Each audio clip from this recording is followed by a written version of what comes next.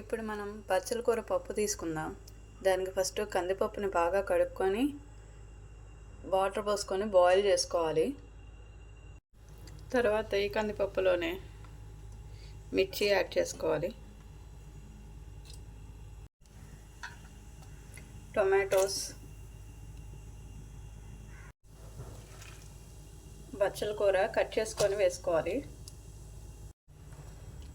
పసుపు, కారం, సాల్ట్, చింతపండు వేసుకొని మిక్స్ చేసుకొని బాగా ఉడకబెట్టుకోవాలి.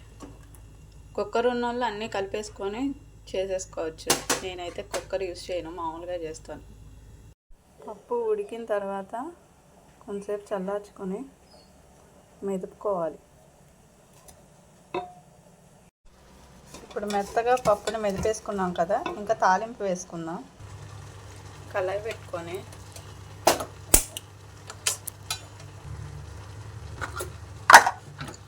ఆయిల్, కొంచెం ఆయిల్ హీట్ అయిన తర్వాత జీలకర్ర, ఆవాలు, మినప్పప్పు, పచ్చెనపప్పు, దంచుకున్న వెల్లుల్లి,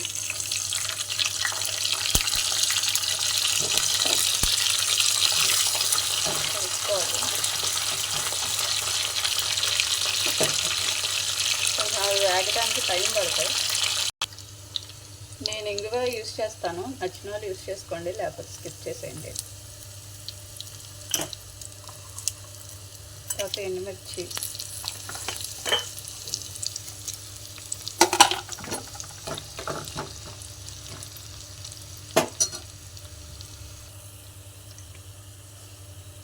కరివేపాకు,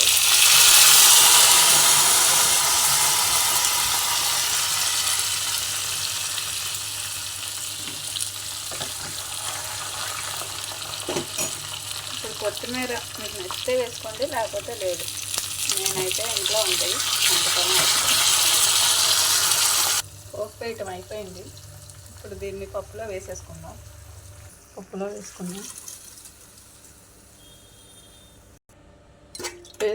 మిక్స్ చేసేసుకొని క్లోజ్ చేసుకుందాం. అంతే, బచ్చల కూర పప్పు రెడీ అయిపోయింది.